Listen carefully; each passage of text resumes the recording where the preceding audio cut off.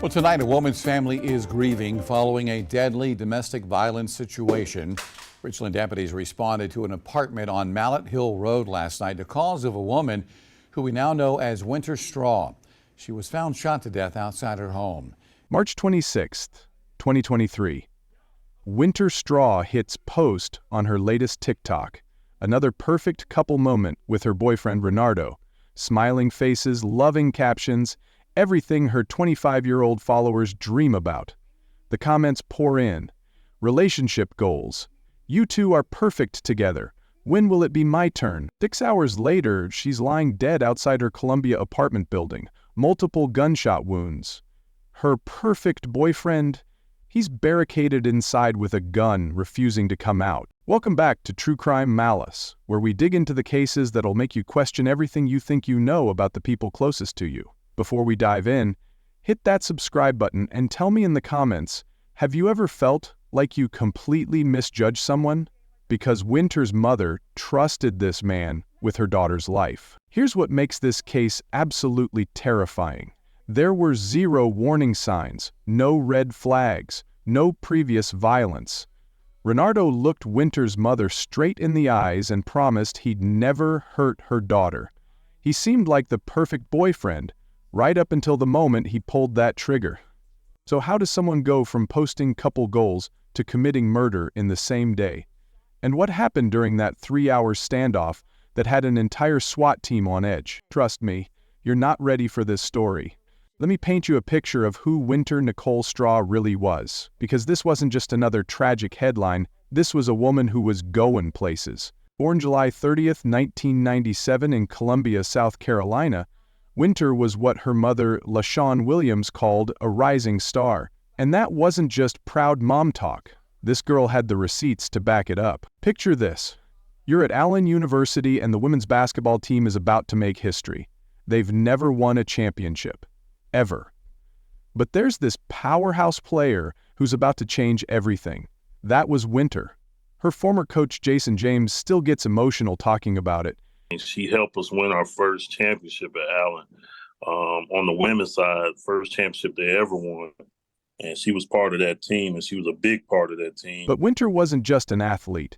She was a game changer in everything she touched. After graduating from Allen University, she found her calling in one of the toughest jobs you can imagine. Mental health officer at South Carolina's Broad River Secure Facility. We're talking about working with some of the most troubled inmates in the system, providing crisis intervention and mental health programs. Her colleagues weren't just co-workers, they became family. The South Carolina Department of Corrections said she embodied the epitome of a dedicated officer and colleague. She clearly cared about her job and the people she served. When tragedy struck, these same colleagues immediately started raising money for her family through the Correctional Peace Officers Foundation. Winter was also a proud member of Delta Sigma Theta sorority, extending bonds of sisterhood that would last a lifetime. Her sorority sisters described her as having a wholehearted, bubbly personality, the kind of person who lit up every room she entered. And here's the kicker, she wasn't done dreaming. Winter had her sights set on law school. She wanted to make an even bigger difference in the world, moving from helping people in crisis to fighting for justice in the courtroom. Her mother, LaShawn, summed it up perfectly. If you met her, you loved her, and if you hadn't met her, you wished you had. If you met her, you loved her. And if you never met her, you wished you had. This was a 25-year-old woman with championship rings, a meaningful career, ambitious dreams, and a family who adored her. She had everything to live for, which makes what happened next even more devastating. Now let's talk about Renardo S. Johnson, the 27-year-old from Pelion, who would destroy everything Winter had built. Here's where this case gets absolutely chilling. Most domestic violence stories have warning signs. Friends who say we saw it coming, family members who noticed red flags, previous incidents that escalated. But Renardo? He was a master manipulator who fooled everyone, especially the person who mattered most. Winter's mother, LaShawn Williams, trusted this man completely. And I mean completely. Listen to what she told reporters after her daughter's murder. This man looked me in my eyes all the time, and whenever I would talk to him, I'd say, "I'm giving you my child. a wholehearted, bubbly personality, and that's how I want to get her back. And he always assured me he would never do anything to hurt my child. Think about that for a second. A mother, the person whose job it is to protect their child, looked this man in the face, told him exactly what her daughter meant to her, and he promised he'd keep her safe.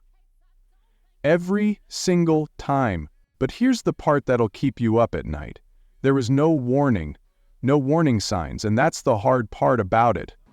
There was no warning signs, which is the hard part about it. Drop your city in the comments if this hits close to home, because the scariest predators are the ones who hide in plain sight. Renardo wasn't some obvious monster. He was the boyfriend who probably charmed Winter's friends, who showed up to family gatherings, who maybe even helped around the house. He was the guy who looked good on social media, who knew exactly what to say and when to say it. This is what makes intimate partner violence so terrifying. It often comes from the people we trust most, the ones who have access to our vulnerabilities, our routines, our safe spaces, the ones who know exactly how to hurt us because we've given them the roadmap to our hearts. Renardo had been in a romantic relationship with Winter, but the exact timeline remains unclear. What we do know is that he had enough access to her life to know where she lived, when she'd be home, and how to get close enough to take everything away from her. The family never suspected anything was wrong. Winter's mother never got that gut feeling that something was off.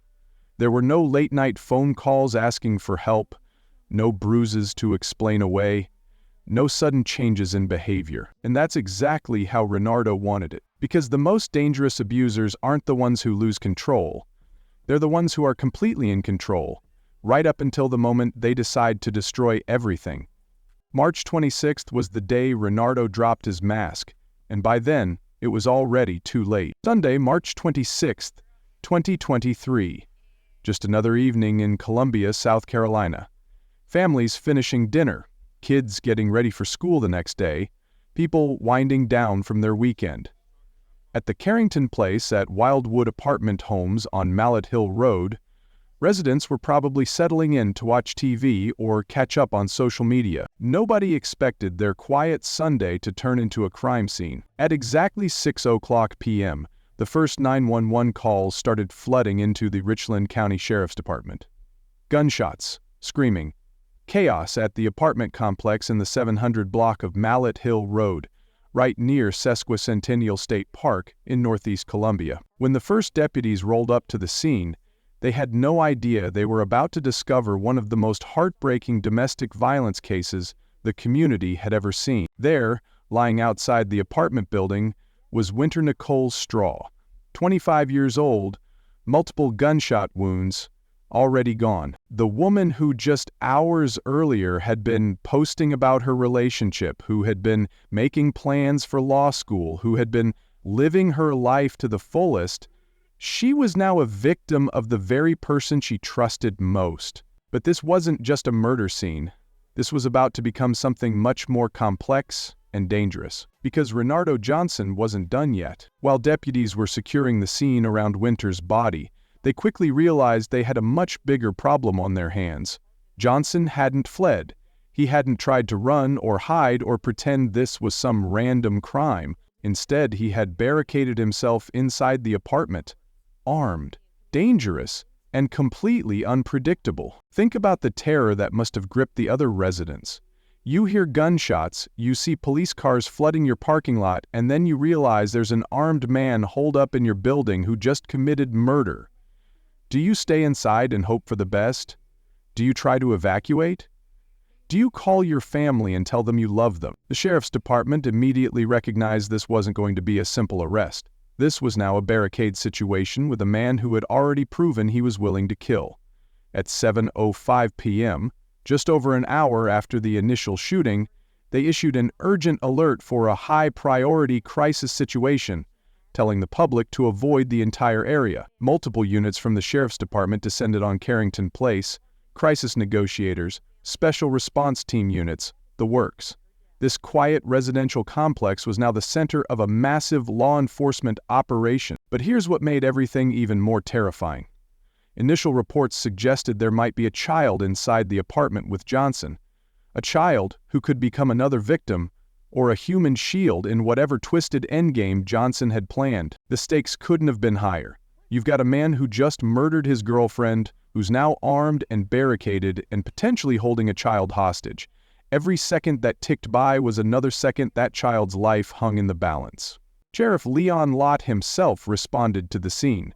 When the sheriff shows up personally, you know this isn't just another domestic dispute gone wrong. This is a community crisis. As darkness fell over Columbia, the standoff was just beginning. Trained negotiators were about to spend the next 3 hours trying to talk a killer down from whatever ledge he'd put himself on. But what they didn't know was that Renardo Johnson had already made his final decision. It's now past 7 p.m. on a Sunday night in Columbia. The sun's going down, families are getting kids ready for bed, but at Carrington Place, nobody's sleeping tonight. The crisis negotiation team has set up their command post. These are professionals trained to talk people off ledges, to find that one thread of humanity that might prevent more bloodshed. They've got their playbook: establish communication, build rapport, find out what the subject wants, and slowly work toward a peaceful resolution. But they're dealing with a man who just murdered someone he claimed to love. The psychological profile they're working with is terrifying. Renardo Johnson has already crossed the ultimate line. He's already proven that when pushed to his breaking point, he chooses violence. The negotiators make contact. Johnson is responding. He's talking. For families watching the news, for residents evacuated from nearby apartments, this feels like hope. Maybe, just maybe, this ends without more tragedy. For nearly 3 hours, these trained professionals work their magic. They're probably asking about his family, his childhood, anything to humanize the situation. They're likely trying to understand what triggered this explosion of violence. Was it a breakup? An argument? Something Winter said or did that set him off? But here's what's really happening during those 3 hours. Johnson is making his own calculations. He knows he just destroyed his life. He knows there's no coming back from what he did to Winter. He knows that even if he surrenders peacefully, he's looking at life in prison or possibly the death penalty. Meanwhile, the initial terror about a child being inside proves to be false information, thank God, but the negotiators don't know this yet, so they are operating under the assumption that an innocent kid's life is also hanging in the balance. Can you imagine the pressure? You're trying to save a child who might not even exist, while talking to a man who just proved he's capable of murdering someone he supposedly loved. Every word matters. Every tone, every pause, every response could be the difference between life and death. The special response team is positioned around the building. Snipers have their scopes trained on windows. Tactical officers are ready to breach if negotiations fail. The entire apartment complex has been transformed into a war zone.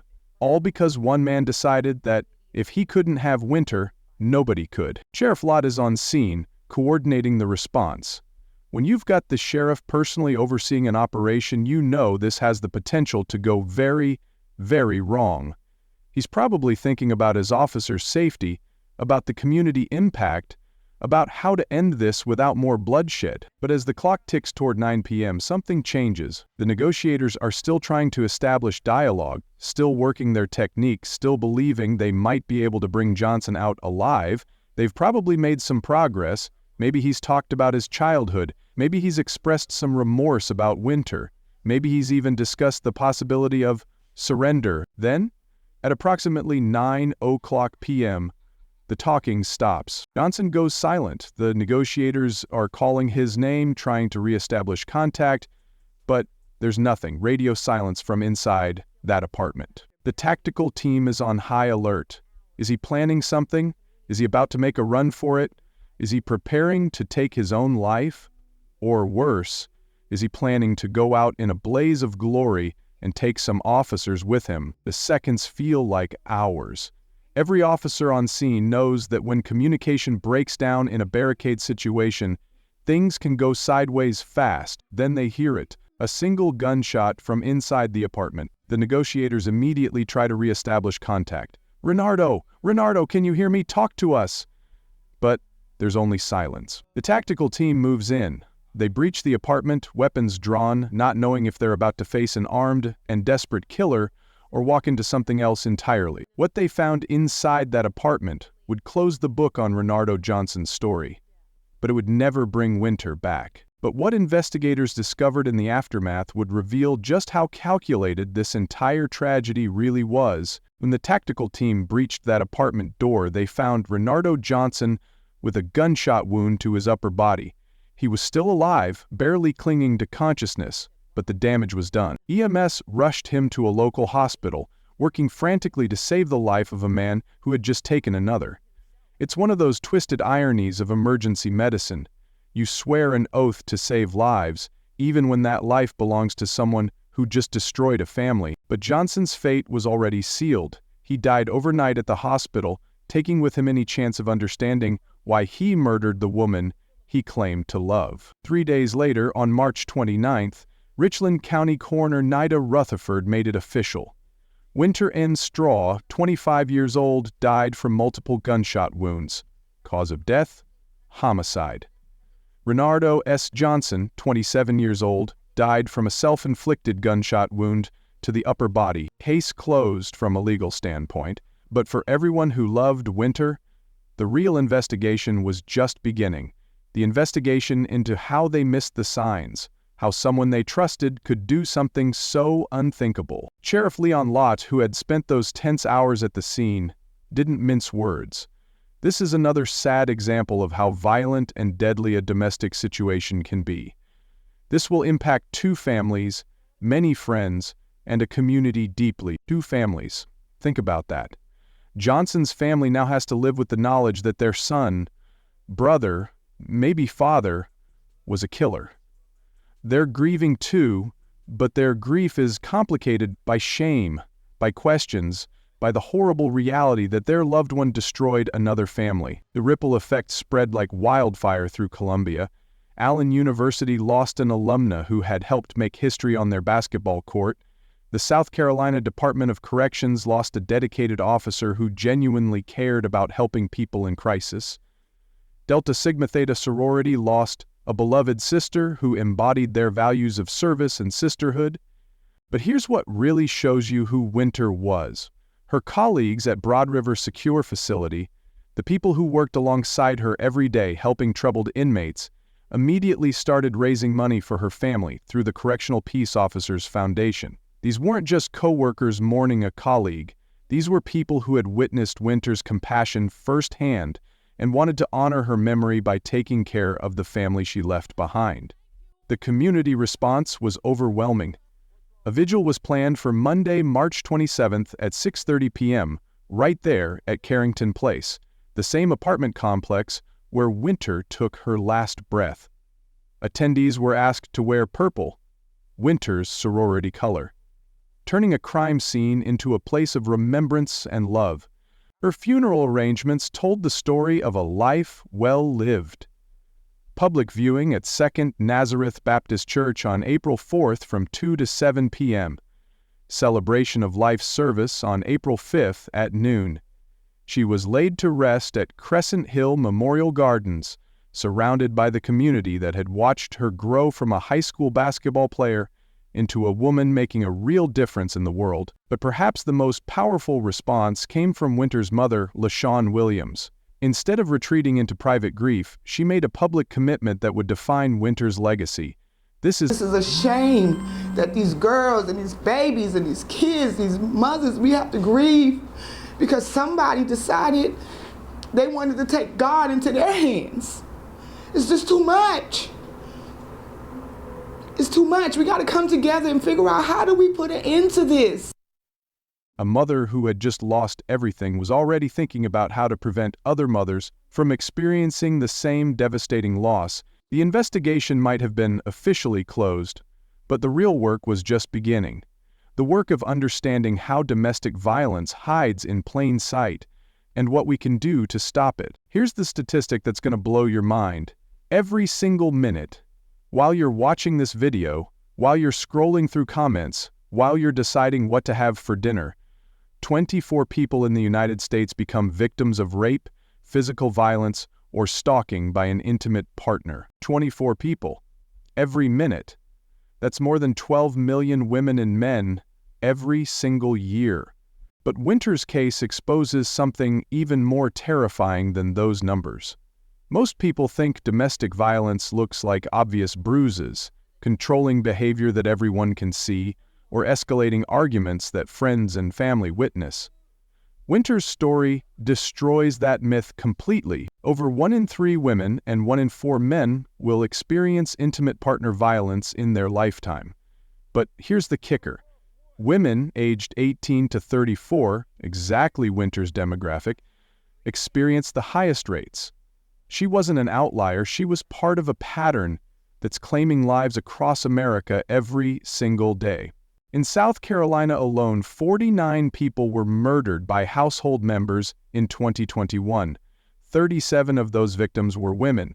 That's 76% of the total. And just like Winter, guns were the primary weapon used in most of these cases. Share your story in the comments if you've experienced this. You might literally save someone's life by helping them recognize what they're going through. But here's what makes Winter's case a perfect storm of tragedy. Research shows that intimate partner violence often involves patterns of coercive control that can be completely invisible to outsiders. The most dangerous abusers aren't the ones who lose control, they're the ones who maintain perfect control until they decide to destroy everything. Think about Renardo's behavior. He never raised red flags with Winter's mother. He never showed jealousy that friends noticed. He never isolated Winter from her family or career. He played the long game, maintaining his mask until the very end.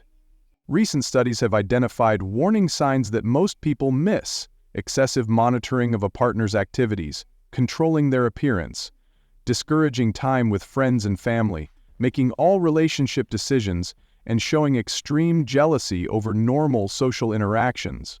But even these signs can be subtle. Maybe he just seemed really interested in her daily routine. Maybe his suggestions about her appearance felt like caring advice. Maybe his jealousy seemed like proof of how much he loved her. The scariest part? Leaving an abusive relationship is often the most dangerous time. Statistics show that the risk of homicide increases by 75% when a victim tries to leave or has recently left their abuser. We don't know if Winter was planning to end things with Renardo, but the timing suggests something triggered his final, deadly decision. Here's what's really messed up. Winter worked in mental health services. She spent her days helping people in crisis, recognizing warning signs, providing intervention. If someone with her training and experience couldn't see this coming, what does that say about the rest of us? It says that domestic violence is an epidemic hiding in plain sight.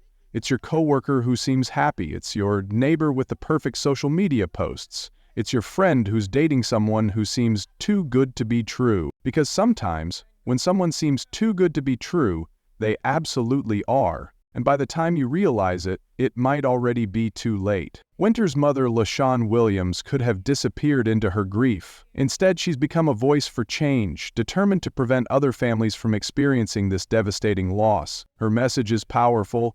We have to come together and figure out how we can put an end to this. So what can we actually do? First, trust your instincts.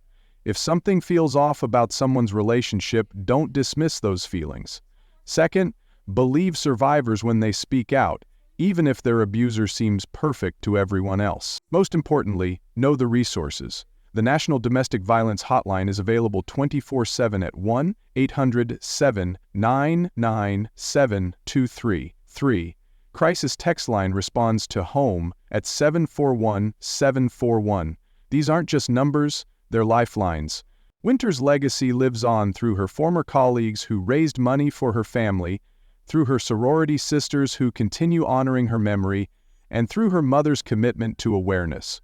But her most powerful legacy might be this: she's forcing us to have uncomfortable conversations about how domestic violence hides behind perfect social media posts and charming personalities. Because the next Winter might be someone you know, and recognizing that could save a life. Winter Nicole Straw was a championship basketball player, a dedicated mental health officer, and a woman with dreams of law school. She trusted the wrong person, and it cost her everything. Your story isn't just about one tragic night in Colombia. It's about the masks that killers wear, the trust they exploit, and the lives they destroy. If this case taught us anything, it's that domestic violence doesn't always announce itself with obvious warning signs. Sometimes it hides behind promises and perfect boyfriend acts. Stay vigilant, trust your gut, and never forget Winter's name. Until next time, stay safe out there. Subscribe for more True Crime Malice.